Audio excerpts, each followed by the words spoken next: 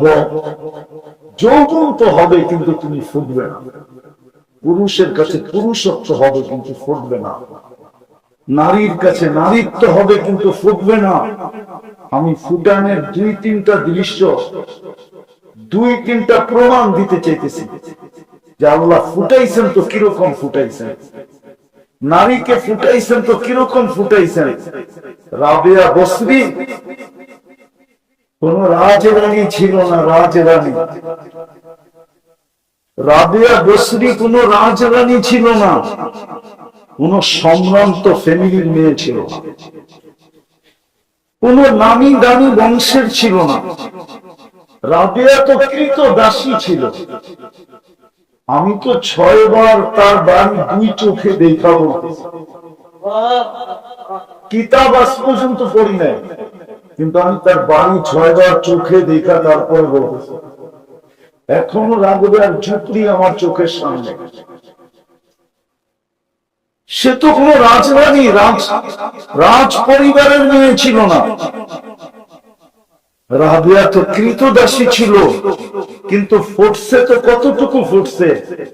আজ পর্যন্ত রাবেয়ার নাম শুনলে,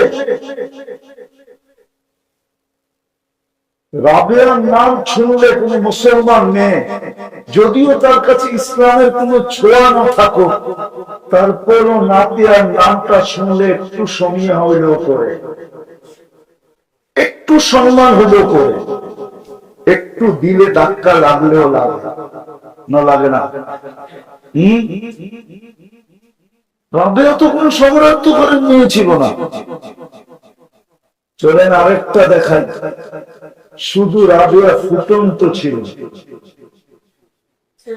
আল্লাহ রাবেয়াকে ফুটাইয়া দিছিলেন, কিয়ামতের সকাল পর্যন্ত রাবেয়া বসরির নাম থাকবে। বেলাল কৃতদাসী ছিল রাদিয়াল্লাহু তাআলা আনহা। কিয়ামতের সকাল পর্যন্ত সমস্ত উম্মতে মুহাম্মাদীকে বেলালকে সাইয়্যিদি বলবে। সাইয়্যিদুনা বেলাল, আমাদের সর্দার বেলাল। কিয়ামতের মাঠে সর্দার হয়েই উঠবে। কেমন সর্দার? আল্লাহ আমলনামা দেখতে চাবে না, আল্লাহ বলবে আযদিন লানাল ইয়াওমা ইয়া বেলাল, আজকে দুনিয়াকে একটা আযান শোনায়া দেন। যিনি আল্লাহর রাসূলের গোলাপ রশি টানতে টানতে সর্বপ্রথম জান্নাতের গেটে পা রাখবেন, ওনার আগে কেউ রাখবে না জান্নাতের গেটে পা। কেন আল্লাহ রাসূলের গোলাপ টাইনা নিবে কে? জিবরিল, মিকাইল, ইসরাফিল? না না, কেউ না। আল্লাহ ডাকবে আইনা বেলাল, বেলাল তুমি কোথায়? আমি দুনিয়াতে তোমাকে ফুটাইছি, এখানেও তোমাকে আমি ফুটাইতে চাই, তোমার ঘ্রাণ আমি এখানেও ছড়াইতে চাই। সত্য এটাই। চলেন আরেকজনও দেখাই। আমি দেখা আসছি বিদায় বলতেছি, ফেরাউনের কৃতদাসীর কবর এখনো এই জমিনে রাখা আছে, এখনো দেখার সুযোগ আছে, এখনো সুগ্রাণ বাহির হয়, জান্নাতি সুগ্রাণ বাহির হয়। ডেলি হাজারো মানুষ ওই গ্রাণ একবার নাকে লাগানোর জন্য যায়। আল্লাহর রাসূল সর্বপ্রথম যিনি নাকে লাগাইছিলেন, জিজ্ঞাসা করছিলেন এটা জান্নাতের গ্রাম, ইন্নী আজিদু রিহা জান্নাহা হুনা, আমি তো জান্নাতের সুগ্রাণ পেয়েছি এখান থেকে। মেরাজের রাত্রে জিবরিল আলাইহিস সালাম বলছিলেন জান্নাতের সুগ্রাণ না, এটা তো রাবেয়ার ফেরাউনের কৃতদাসীর কবর থেকে সুগ্রাণ আসতেছে, কবর থেকে। কৃতদাসী কোন সম্ভ্রান্ত ব্যক্তির হতো তাইলে মাইনা নিতাম, কোন নামি দামি ব্যক্তির হতো তাইলেও মাইনা নিতাম, কোন বড় আল্লাহওয়ালার কৃতদাসী হতো তাও মেনে নিতাম। কিন্তু কৃতদাসী হলো ফেরাউনের, যার চেয়ে বড় দাবিদার কিয়ামত পর্যন্ত কেউ আসবে না। যিনি সবচেয়ে বড় দাবি করছিলেন জমিনে, আনা রব্বুকুমুল আলা, আমি তোমাদের শুধু রব না, রবেরও বাবা। এর কি তো দাসী, কিন্তু ফুটাইছেন আল্লাহ, যার কারণে ঘ্রাণ আজও বাহির হয়, কিয়ামতের সকাল পর্যন্ত বাহির হবে। আল্লাহ জানে কিয়ামতের মাঠে কি হবে। মাস্টার ঘেরানের কি হবে কিয়ামতের মাঠে, আল্লাহ জানে। এর দুই বাচ্চার ঘেরান কি হবে, আল্লাহ জানে। দুইটাই তো শিশু ছিল, একটা 6-7 বৎসরের, একটা কোলের বাচ্চা। দুটাকেই তো মা বিসর্জন দিছিলেন, দুটাই তো বিসর্জন দিছিলেন। কথা দিক ঘুরে গেল। আজকে আমরা নবীকে নবী বলে মানি তো বটে, মানেন না? মানেন তো বটে, ঠিক না? উম্মত বলে স্বীকার করি তো বটে, ঠিক না? মহব্বতের দাবি তো করি বটে, ঠিক না? সত্য তো। কিন্তু নবীকে মানি কতটুকু, ওনার আদর্শ কতটুকু মানি? শুধু কি এতটুকুই যথেষ্ট যে আপনাকে সবকিছু আইনা দিল? সমস্ত উম্মতের ভিতর থেকে লক্ষ কোটি, শুধু একটা না, দুটা না, সেঞ্চুরি না, আমার ছোট জীবনটা যথেষ্ট হবে না। নবীজি আমাদেরকে যা আল্লাহর কাছ থেকে পাওয়ায়া দিল, যা আইনা দিল, ওনার কারণে আমরা যতটুকু বেনিফিট পেলাম, ওনার কারণে আমাদের মর্যাদা যতটুকু উচ্চ শিখরে উঠল, উচ্চ শিখরে উঠল মর্যাদা। যিনি 23টা বছর চোখের পানি কোনদিন থামতে দেন নাই, কসম খোদা। নারায়ণগঞ্জের মানুষ আমার কথা মানে, 23 বছর চোখের পানি শুকাইতে দেন নাই। আমি জিজ্ঞাসা করি না, জিবরিল আর মিকাইল আলাইহিস সালাম জিজ্ঞাসা করতে, মা জালা আরাকা তাবকি, যখনই দেখি কাঁদেন কেন? বলছে উম্মতের জন্য চোখের কান্না থামে না। দিন নাই আমাদের ভিতরে। আমি বিরোধিতা করতেছি না, আমাকে কেউ বিরোধী মনে করেন না। শুধু নাম শুনলে আঙ্গুলে চুমা দিয়ে চোখে লাগানো যথেষ্ট না, এতটুকু রবির ঋণ শোধ হবে না। আস্তে আস্তে, আমি আপনাদের বিরোধী না, আমাকে বিরোধী মনে করেন না। আমি তো ভিতরের ব্যথার থেকে বলতেছি, ব্যথা। আমি দুনিয়া ঘুরে বেড়াই তো, আমি আপনাদের নতুন স্বাধীনতা দেখি নাই।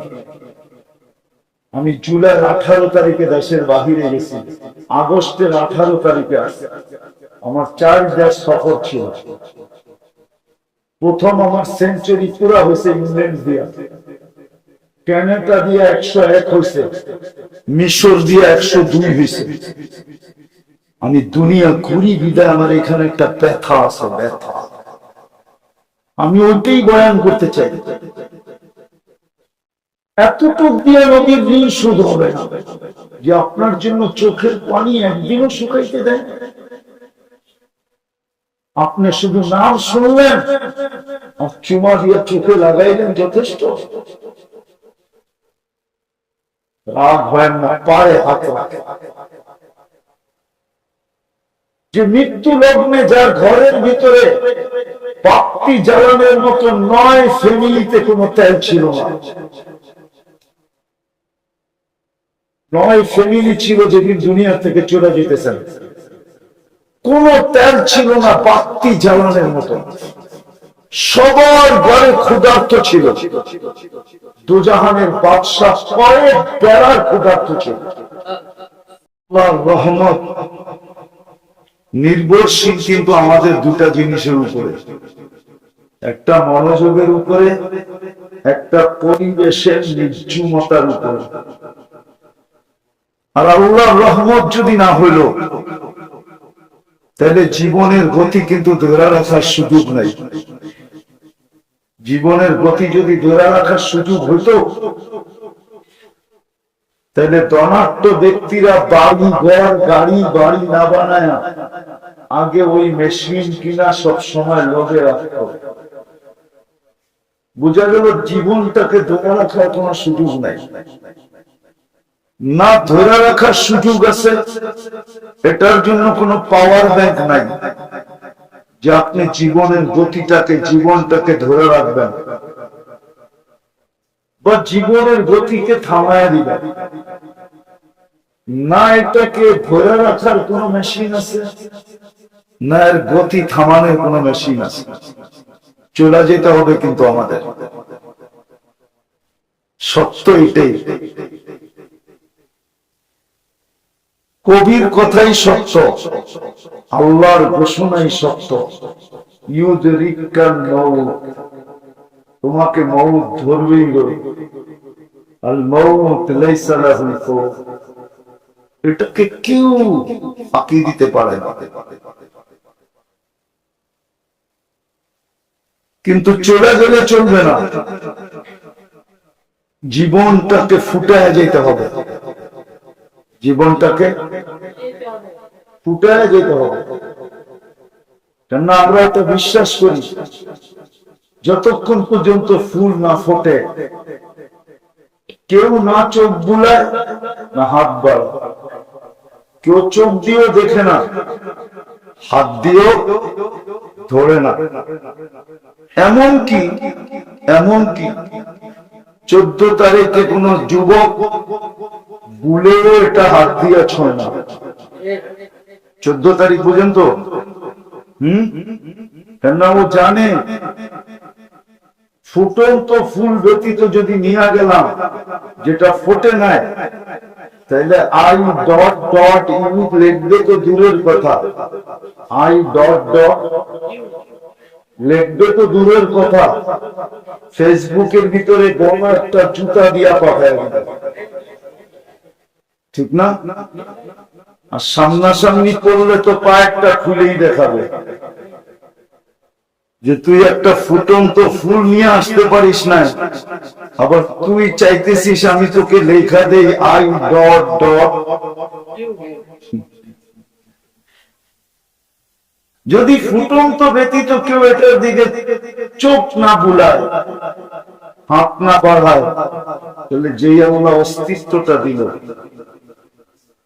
যুবককে যৌবন দিল, নারীকে নারীত্ব দিল, পুরুষকে পুরুষত্ব দিল, রূপসীকে রূপ দিল, গুণবতীকে গুণ দিল, ওই আল্লাহ ফুটন্ত ব্যতীত আমার দিকে তাকাবে তো তাকাবে কি করে? একটু ভাবেন না, কথা কিন্তু বেশিক্ষণ হবে না। আবারও বলতেছি, রাস্তার যে অবস্থা দেখে আসছি, আমি তো সন্দেহে আছি আমি টাইম মতো বসতে পারবো।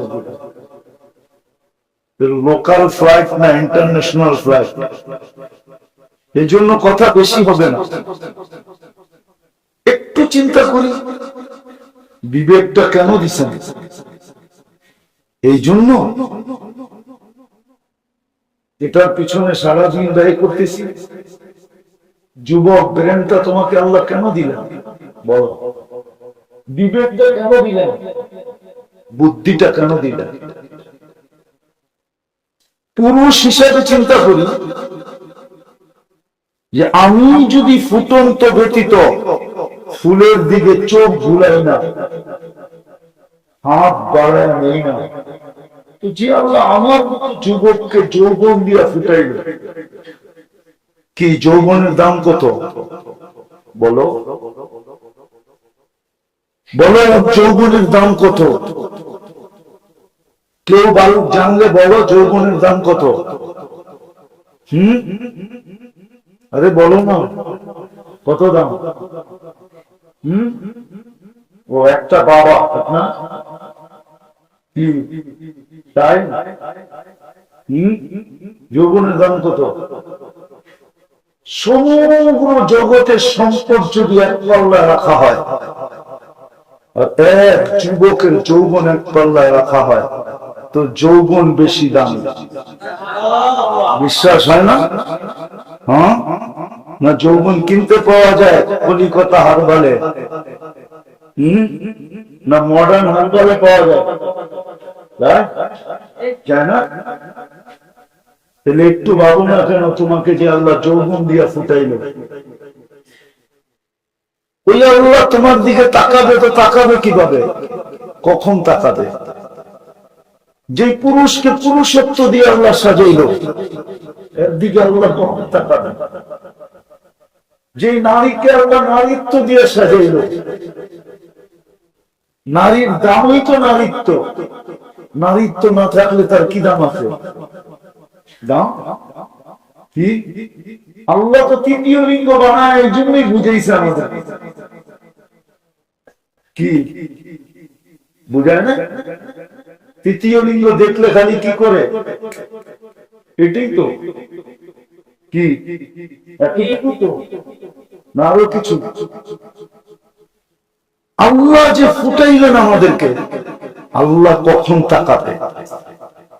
এটাই আমার বুঝানোর বিষয়।